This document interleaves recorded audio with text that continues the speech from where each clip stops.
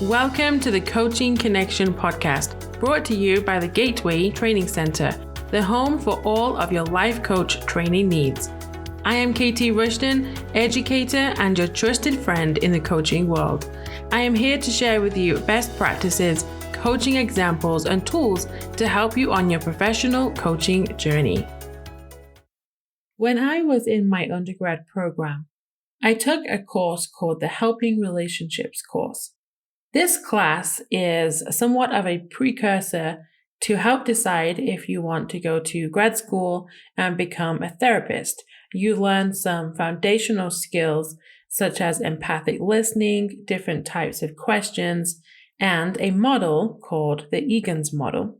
This class was very eye-opening for me. The teacher, Dr. Kevin Galbraith, he taught us something that really impacted me that day about how each of us have such a divine personality that nobody will apply the skills that we're learning in the exact same way. And it's our personality that will make us different from anybody else in terms of, with the reference of being a therapist, no two people are alike in that regard. The gift that gave me was the ability to let go of comparison. When I was in primary school, long time ago, I remember creating this saying, "I am me and no other is me." And there I was, 25-ish years later, being reminded that that's okay, and that's the way that it's meant to be. What I have noticed since training coaches is that it's so easy for people to compare themselves to others that they get to work with. It can be in relation to skill level, how the skills are applied, confidence, and it manifests in sayings such as, "I'm not as good as you, you're so empathic, you just seem to know what to say." And we tell ourselves these stories and we get stuck in narrative loops that we replay again and again and again. And before you know it, you convince yourself that you will never be a good enough coach. You will never be good enough to be a coach, to put yourself out there as a coach. That is the type of story that people create as they watch other people who they perceive are better than them.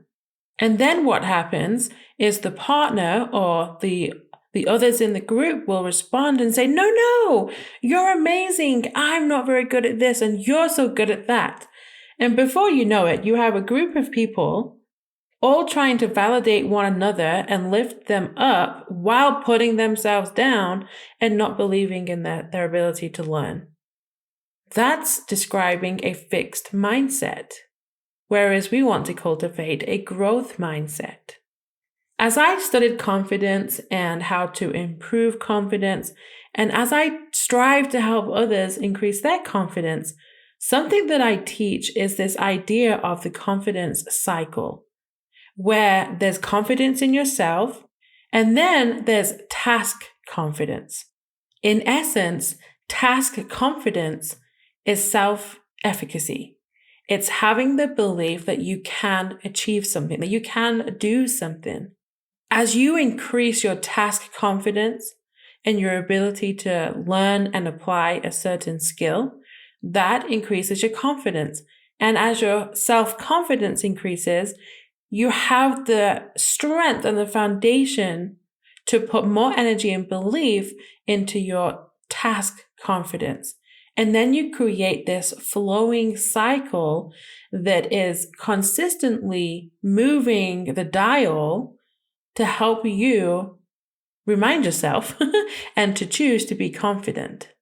And that's another thought too. What if confidence is not an emotion? What if it's a choice? A number of years ago, Harvard Business Review released a study about motivation and how motivation comes after you've made the choice to act. I remember when I read this study, asking myself if the same principle applies for confidence. I want to invite you to think about confidence in a slightly different manner. For example, one of the definitions I found about confidence is a feeling of self-assurance arising from one's appreciation of one's own abilities or qualities. The word that I want to draw your attention to is appreciation.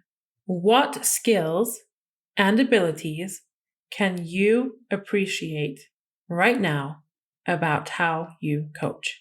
Appreciation may just be the key that you need to unlock the potential and confidence within you.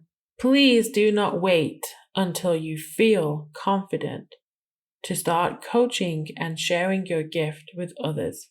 Because when you wait on such an emotion, you miss out on a bundle of others that may be more important.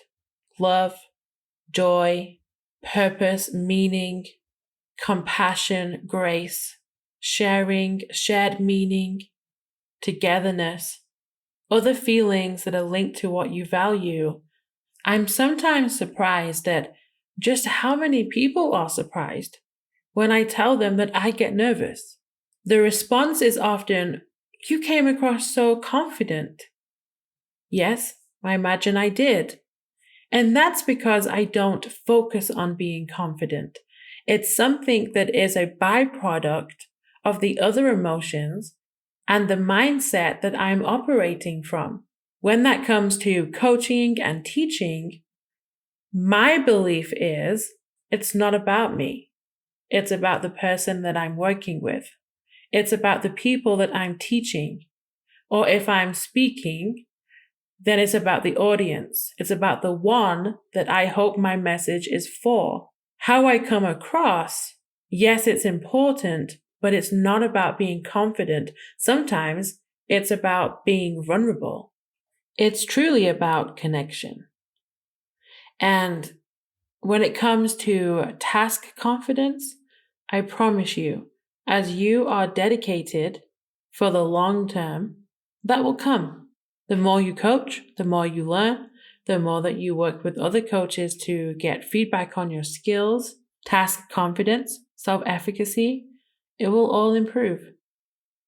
About a year ago, a good friend asked me, "What qualifies you to train the people you train to be a life coach?" And I can tell you now, I did not respond with, "Because I have the confidence to do so." What I did say led to me feeling confident. I responded and said, "I've paid the price." And what I meant by that is that over the last 12, almost 13 years now, I have been in formal education and multiple teaching roles. Plus, I have experience of working with multiple people, both individually and in relationships and within families. I have the experience to match my passion and my investment to the skills that I am sharing. Not only do I teach, I also act and apply these skills daily in my own life to be able to help you and others on their journey. Moving forward, as you consider this idea of, I want to be more confident in this area or that area, what is the confidence attached to? Is it attached to you and your self-esteem? Or is it attached to self-efficacy, so task confidence? Because once you know where you want the confidence to come from, then you can be more intentional about how you increase that confidence. If it's in a task, learning a concept, then you can focus your energy there. If it's in yourself, then start by asking yourself, what do I appreciate about where I am now? What skills have I learned that I can appreciate, that others appreciate, and then build from there. One of my favorite activities to do when it comes to beliefs is asking, what is the cost?